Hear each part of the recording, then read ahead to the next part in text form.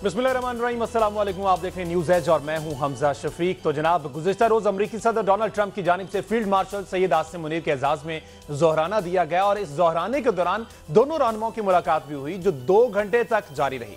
इस मुलाकात के दौरान ईरान इसराइल जंग के अलावा पाक भारत सीज फायर, दहशतगर्दी से मुतल्लिक बाहमी कोशिशों, मईशत और तजारती पार्टनरशिप के अलावा बाहमी दिलचस्पी के अमूर पर तबादला ख्याल किया गया। और ISPR की जानिब से इस मुलाकात के हवाले से क्या कहा गया है उस पर एक नजर डालते हैं। ISPR के मुताबिक अमेरिका की तरफ से मुलाकात में सदर ट्रंप के साथ सेक्रेटरी खारजा मार्को रूबियो और खुसूसी नुमाइंदा बराए मशरिक वुस्ता स्टीव विटकोफ भी मौजूद थे और फील्ड मार्शल सैयद आसिम मुनीर के साथ नेशनल सिक्योरिटी एडवाइजर इस मुलाकात में शरीक थे। और फील्ड मार्शल ने पाकिस्तान और पाकिस्तानी अवाम की जानिब से पाक भारत कशीदगी के बाद जंगबंदी में मुस्बत और नतीजा खेज किरदार अदा करने पर सदर ट्रंप का शुक्रिया अदा किया। और सदर ट्रंप ने पाकिस्तान और अमेरिका के दरमियान इंसदादी दहशतगर्दी के हवाले से जारी ताउन और खित्ते में पाकिस्तान की क़याम अमन की कोशिशों को सराहा है। और इस अहम मुलाकात में दोनों ममालिक के माबैन इंसदादी दहशतगर्दी में ताउन को जारी रखने पर इत्तेफाक भी किया गया। सदर ट्रंप ने पाकिस्तान के साथ बाहमी मफाद पर कायम मुस्बत तजारती मुआहदे का इजहार किया है और अमेरिका और पाकिस्तान के दरमियान माशी और तजारती ताउन, माइंस एंड मिनरल्स,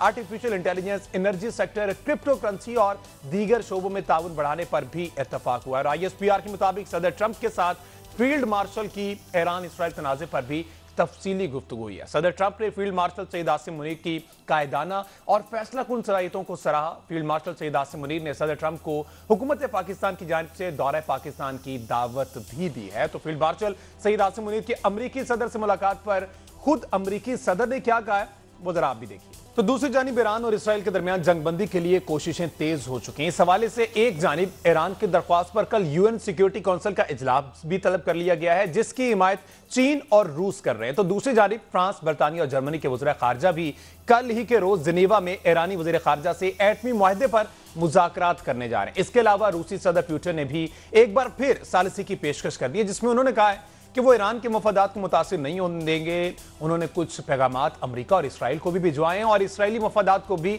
मद्देनजर रखा जाएगा जिसके लिए कुछ काबिल अमल ऑप्शंस मौजूद हैं। मजीद उनका क्या कहना था वो भी जरा सुनिए।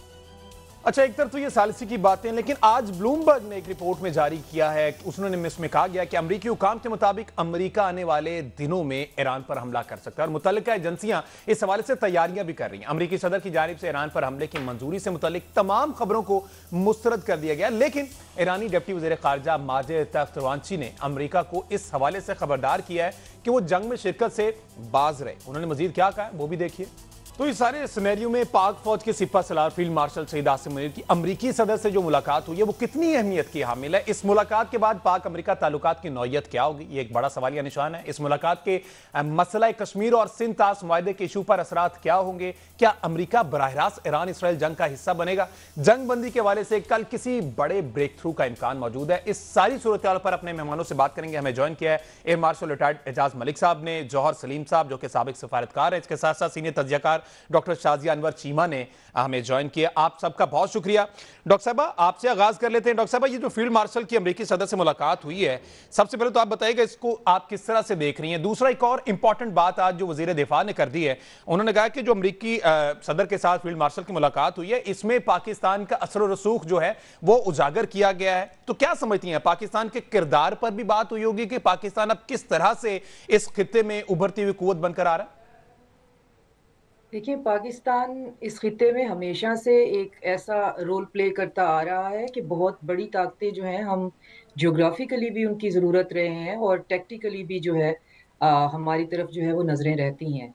तो ये जो पॉइंट हम थोड़ा-सा इस विज़िट को ओवर रीड कर रहे हैं बहुत से चैनल्स पे और आप भी ज़ाहिर है इस पे प्रोग्राम कर रहे होंगे, हम भी डिफरेंट चैनल्स पे जाते हैं, डिफरेंट लोगों के साथ बैठते हैं, तो थोड़ी-सी ओवर रीडिंग है कि ऐसा क्या हो गया है, अब हमारा पोस्चर क्या होगा, अब हमारा डिप्लोमैटिक जो है वो पोज़ीशन क्या होगी वग़ैरह, वग़ैरह। तो इसमें सिर्फ़ ये है कि इसको थोड़ा-सा स्पीड अप ये हुआ है जो हम पे हमला हुआ था इंडिया की तरफ से, उससे जो हमने अपना खुद को जिस तरह से बिल्डअप अपना किया है, उसने हम दुनिया के वो फिर वाज़ेह करा दिया है कि हम ना सिर्फ़ अहलियत रखते हैं, काबिलियत रखते हैं, बल्कि विल पावर भी रखते हैं इस खित्ते के अंदर पीस को मेंटेन करने के लिए।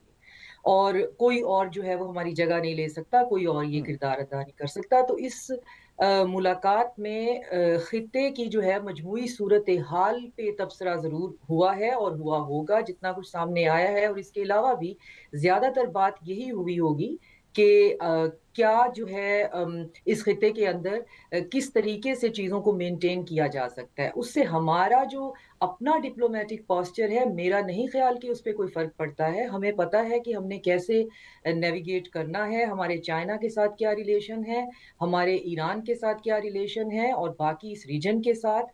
तो हम हाफ हार्टेडली, तो हमारी हिस्ट्री ने बताया कि हम कुछ भी नहीं करते। हम तो आजरबाईजान के साथ अगर उनकी जो 100 डेज वॉर थी हम उसके साथ थे तो हम बहुत दिल से थे। हम इसराइल को नहीं तस्लीम करते तो हाफ हार्टेडली नहीं है, हम नहीं करते। ईरान के साथ अगर हमारा ये पॉस्चर है कि हम उसके साथ हम्म। खड़े हुए हैं तो हम ईरान के साथ खड़े हुए हैं, इसमें कोई शक नहीं है और इसमें कोई दो राय होनी नहीं चाहिए।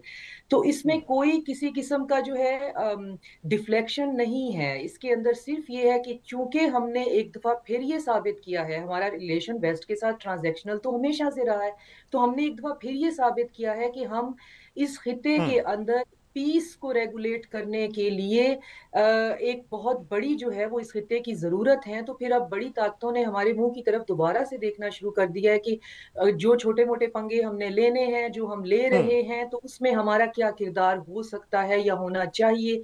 तो डेफिनेटली उसमें हमारा किरदार पीस ब्रोकर का ही होगा। हम इस खिते के अंदर जंग बढ़ाना नहीं चाहते, लेकिन लोगों की बिल्कुल बहुत ठीक। रेजर्वेशंस हैं कि ईरान के पॉइंट और ऑफ अमन व्यू नहीं से चाहते कि और पाकिस्तान का हमेशा से स्टांस यही रहा है कि खिते में अमन और इसके अलावा कुछ नहीं। जो सलीम साहब जिस तरह से अभी शादिया साहिबा भी फरमा रही हैं, अमन तो हमारी प्रायोरिटी है ही है, लेकिन जो फील्ड मार्शल की मुलाकात हुई है उसमें एक इंपॉर्टेंट बात यह भी कि पाकिस्तान के नेशनल सिक्योरिटी एडवाइजर भी मौजूद थे। अच्छा, इस चीज को लेकर बहुत सी क्या सराहियां हो रही हैं और हमारे हमसाया मुल्क में भी वहां पर खलबली मची हुई है कि जनाब ये दो इंपॉर्टेंट शख्सियात जो अमरीकी सदर से मुलाकात कर रही हैं, खुदा जाने क्या बातें हुई होंगी, क्या मुआहदे तय होंगे। तो आप समझते हैं उनकी मौजूदगी से इस मुलाकात की अहमियत मजीद बढ़ जाती है? देखिए, मुलाकात की अहमियत तो ऑलरेडी वाज़ेह है, क्योंकि जब ट्रंप ने इस बार अपनी प्रेसिडेंसी संभाली तो उसमें शुरू में तो उन्होंने पाकिस्तान का कोई इतना जिक्र ही नहीं किया, और वो मोदी को उन्होंने बुलाया, जो पहले 4-5 लीडरान थे उसमें उनको बुलाया। तो उस वजह से अब जो है ये लग रहा था कि शायद पाकिस्तान पे उनकी तवज्जो ही नहीं है और जो है इंडिया पे बहुत ही ज़्यादा एम्फेसिस है। और इंडिया के साथ फिर वो जो मोदी के साथ मुलाकात हुई उसमें बहुत ज़्यादा वो मुआहदात का जिक्र हुआ, बहुत ज़्यादा मेमोरेंडम ऑफ अंडरस्टैंडिंग साइन हुए, बहुत ही ज़्यादा फ्यूचर में ताउन की जो है जो इतफाक़ राय किया गया। लेकिन उसके बाद फिर जब ये पाकिस्तान इंडिया का कॉन्फ्लिक्ट हुआ, मिलिट्री कॉन्फ्लिक्ट, उसमें फिर जो प्रेसिडेंट ट्रंप ने किरदार अदा किया, अमेरिका ने किया, तो उसके बाद एकदम जो है उसमें काफ़ी तब्दीली हम देख रहे हैं। और उससे थोड़ा पहले भी अगर हम जाएं तो वो जो एक हाई वैल्यू जो है उनका टेररिस्ट था जिसको पाकिस्तान ने पकड़ा, IS-KP का, और अमेरिका के हवाले किया, तो वो इस चीज़ की गमाजी करता था कि जो काउंटर टेररिज्म में ताउन है पाकिस्तान और अमेरिका का, वो कितनी अहमियत का हामिल है अमेरिका के लिए। तो इन चीज़ों से एकदम जो है मंजरनामा बदला है। और अभी इस मुलाकात में आप देखें कि रिसेंटली ट्रंप के जो एक्सचेंजेस हुए हैं मोदी के साथ, वो कोई उसमें इतनी ज़्यादा खैर सगाली नज़र नहीं आती।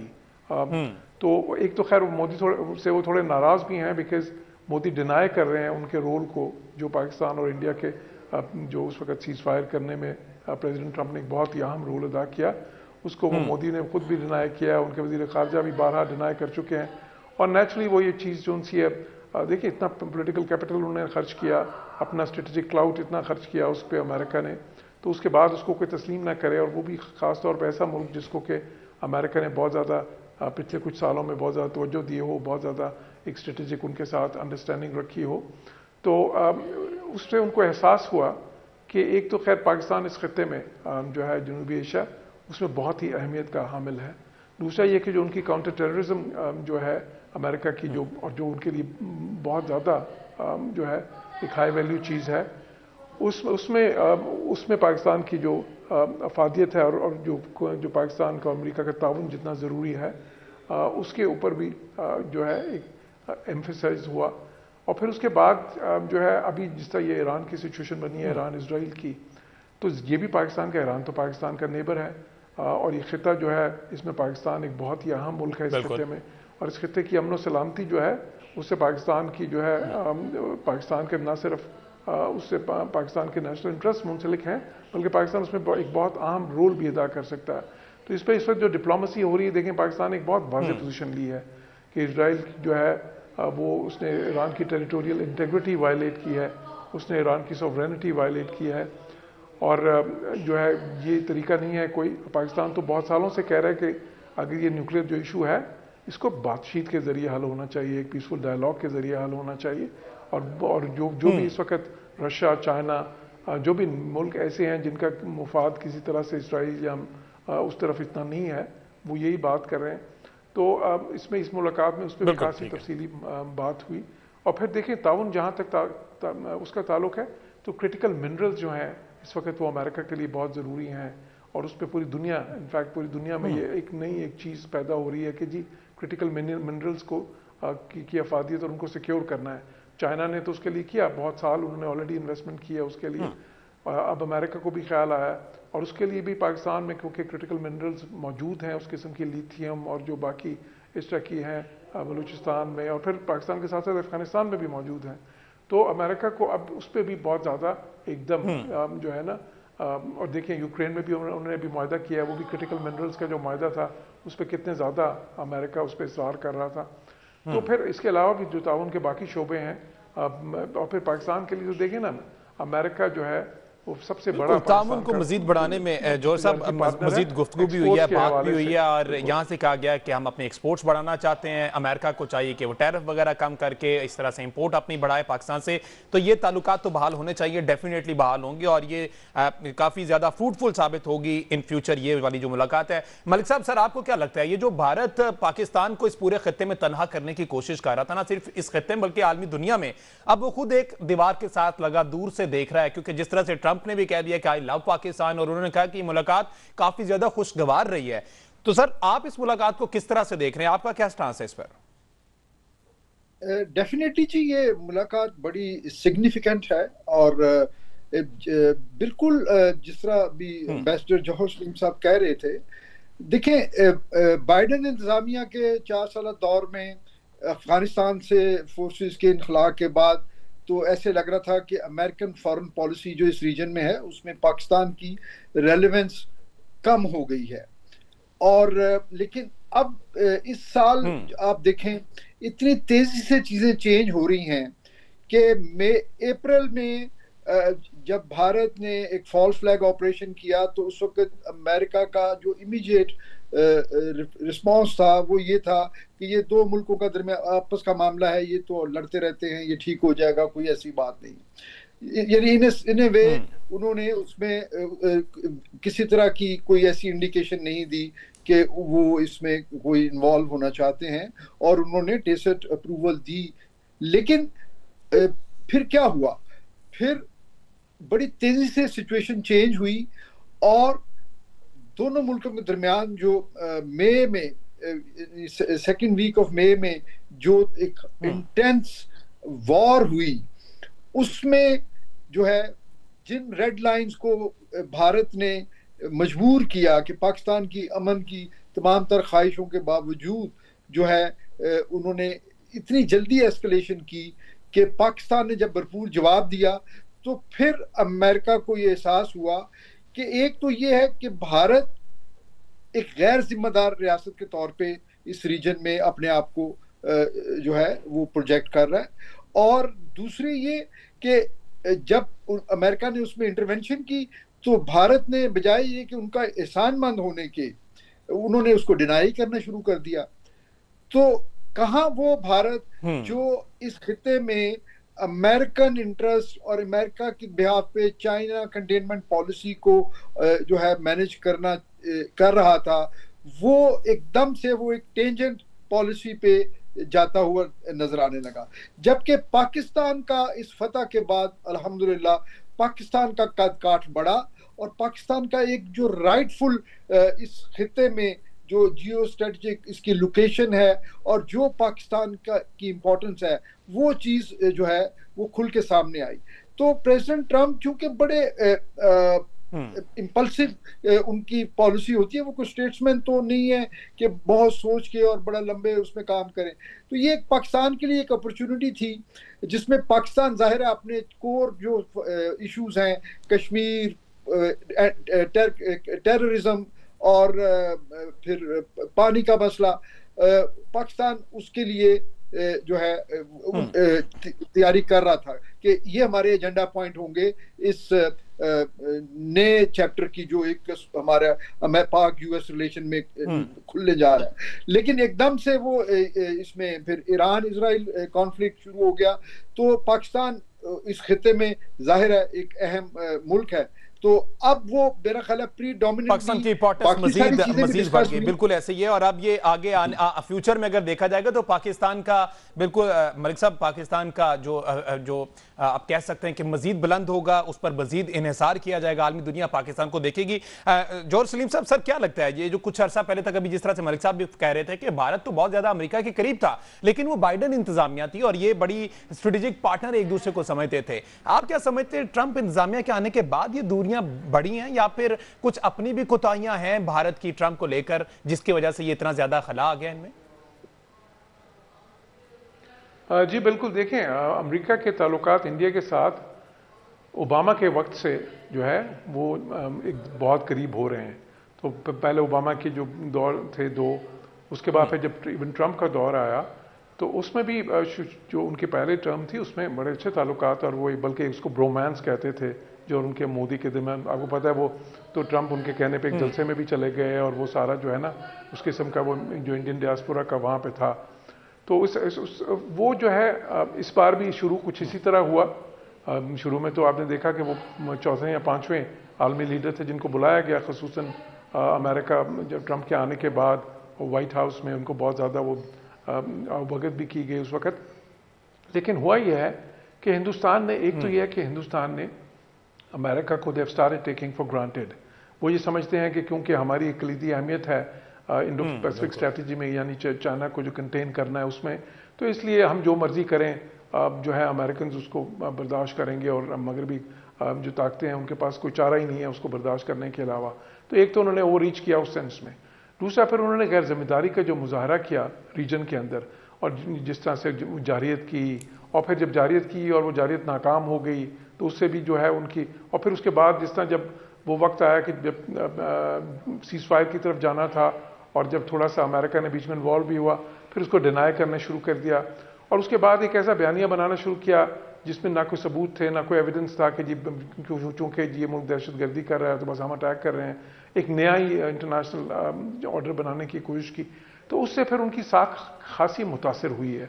एक तो उनकी जो है ना फिर ट्रस्ट का जो एलिमेंट था इंडिया और अमेरिका के बीच में, वो भी मुतासर हुआ है काफ़ी ज़्यादा। और पाकिस्तान ने क्योंकि बहुत जिम्मेदारी का मुजाहरा किया इस दौरान में, और जब अमेरिका के साथ भी देखें, जब अमेरिका ने उसमें जंगबंदी में मदद की तो पाकिस्तान ने उसको बिल्कुल तस्लीम किया, शुक्रिया अदा किया और उनकी उन कोशिशों को सराहा भी। वो जो कश्मीर की मीडिएशन के सिलसिले में ट्रंप ने जो ऑफर की, तो उससे जो है एक ट्रस्ट और बड़ा। फिर उसके बाद ये काउंटर टेररिज्म में जिस तरह मैंने बताया पाकिस्तान ने जो उनकी मदद की, और जिस तरह आगे उन्होंने पोटेंशियल देखा कि अभी बहुत ज़रूरत है पाकिस्तान की हमें इस जंग को जीतने के लिए इस रीजन में। और फिर उसके बाद जो है साथ ही साथ ये भी है कि अमेरिका में एक और चीज़ उभर रही है, एक नुक्ता नज़र ये भी उभर रहा है कि अगर हमने बहुत ही ज़्यादा पाकिस्तान को और इंडिया पे बहुत ही ज़्यादा फोकस कर दिया तो फिर पाकिस्तान के पास कोई रास्ता नहीं रहेगा सिवाय इसके कि वो बिल्कुल ही चाइना के कैंप में चला जाए। ये भी उनके कुछ माहिरीन जो हैं वो इस तरफ वो इशारा कर रहे हैं अपने ज़ाहिर रिसर्च में और आर्टिकल्स में। तो वो भी उनको एहसास हुआ कि पाकिस्तान एक बहुत अहम मुल्क है, उसको वो बिल्कुल ही इस तरह जो है इंडिया की दोस्ती के जो है चक्कर में बिल्कुल ये पाकिस्तान को जो है तनहा नहीं छोड़ सकते। और Pakistan has a lot to offer in terms of जो है ज़ाहिर collaboration in counter terrorism, in terms of trade, in terms of cooperation in so many. और फिर माइनिंग का जो सेक्टर है उसमें मैंने जिस तरह बात की वो भी बहुत अहम है। और फिर एज अ जो है ना जिसे कहते हैं नेट सिक्योरिटी प्रोवाइडर जो है ना, जिसमें जो है रीजन की स्टेबिलिटी के लिए और सिक्योरिटी के लिए वो मुल्क जो उसमें एक पॉजिटिव रोल अदा कर सकते हैं। तो उन सारी चीजों का एहसास अब अमेरिका को हो रहा है। पाकिस्तान जो है आखिरी बात में ये कहूंगा उसमें कर गया है। बिल्कुल ये सारी बातें जो हैं जौहर सलीम साहब, ये पूरी दुनिया जी जी जी जी और वो ये है कि इन सारी बातों के साथ साथ हमें ये भी ज़हन में रखना है कि ट्रंप थोड़े मर्क्यूरियल भी हैं, तो वो जो है ना, मतलब वो उनका थोड़ा सा उनके ख्यालात जो हैं बदलते भी रहते हैं, तो उनका झुकाव भी जो है वो कई बार थोड़ा सा बदल जाता है। तो उसमें हमें अब पाकिस्तान और अमेरिका को, दोनों मुल्कों की जो है कोशिश ये होनी चाहिए कि ये जो अंडरस्टैंडिंग बन रही है ये देरपा हो, उसमें ड्यूरेबिलिटी आए और उसको बिल्ड किया जाए थ्रू इंस्टीट्यूशनल बिल्कुल ठीक है, पॉइंट आ गया जॉर्ज साहब, बिल्कुल ठीक है। आपने कहा कि उनके मूड बदलते रहते हैं तो पाकिस्तान को सेफ प्ले करना चाहिए। जॉर्ज साहब मुझे ब्रेक लेना जरा क्विकली, ब्रेक के बाद वापस आते हैं तो डिस्कशन को कंटिन्यू करते हैं जी, स्टे विद अस।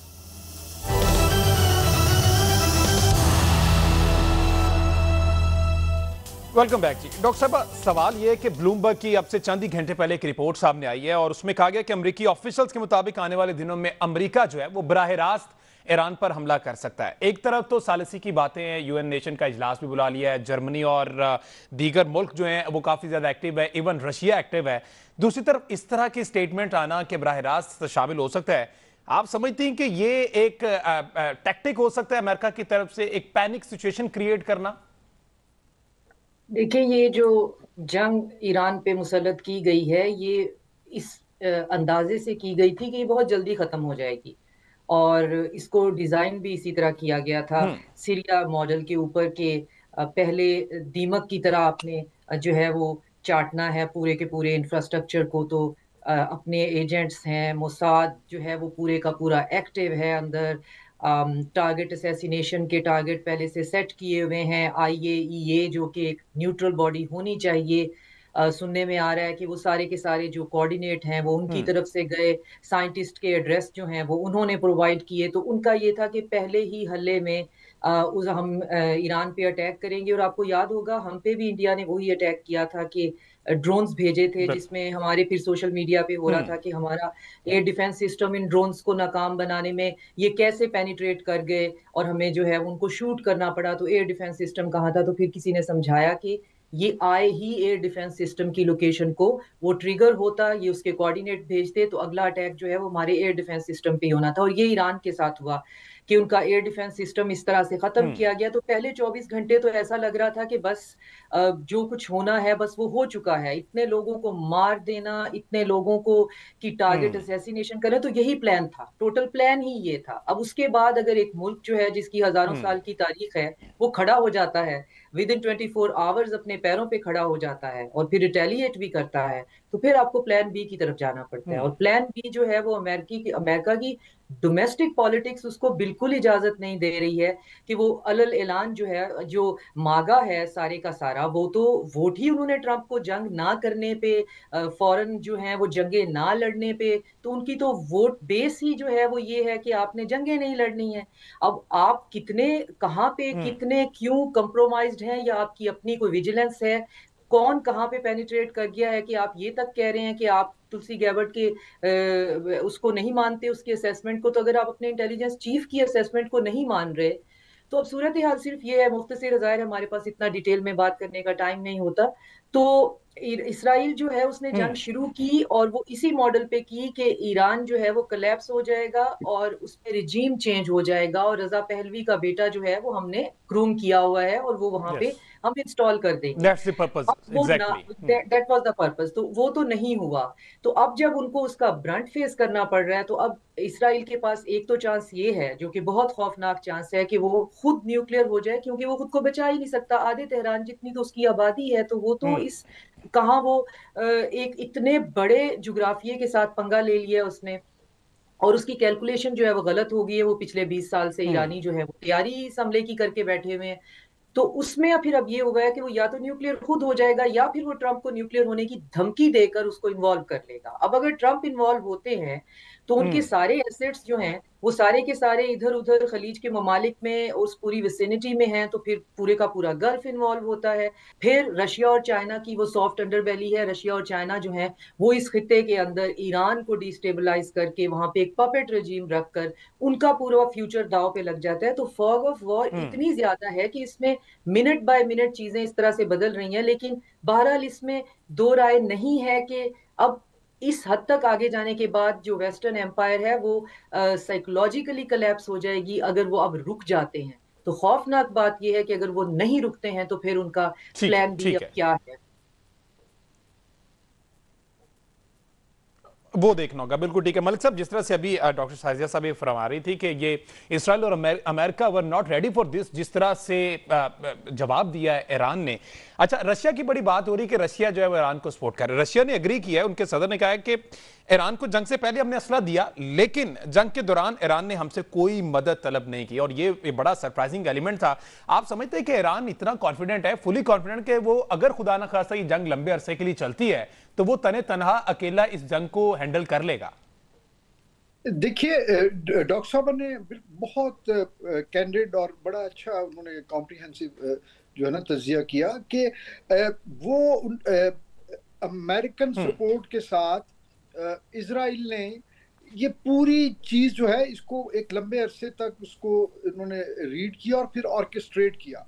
यानी वो पूरी इन्वायरमेंट बनाई गई जो कि कंड्यूसिव थी इस पूरे ऑपरेशन के लिए। आप ये देखिए कि तमाम ममालिक जो हैं वो इस जंग में वो दे आर कोऑपरेटिंग, उनके इजरायली स्ट्राइक्स को फैसिलिटेट कर रहे हैं, और कुछ तो जो है वो उसमें ऑफेंसिव या काउंटर एयर ऑपरेशन कर रहे हैं कि वो उनके मिसाइल्स को इंटरसेप्ट करने की भी जो है वो एफर्ट कर रहे हैं। और फिर गजा के गार में जो ईरान की प्रॉक्सीज थी, जो इस जंग में एक फोर्स मल्टीप्लायर बन सकती थी कि वो अपनी close proximity to Israeli border वो वहां पे उनको एंगेज कर सकती थी, उन्होंने उन प्रॉक्सीज को भी डीफैंग कर दिया, इतना ज्यादा क्रश किया कि वो भी अभी तक कोई इसमें रोल प्ले नहीं कर सके।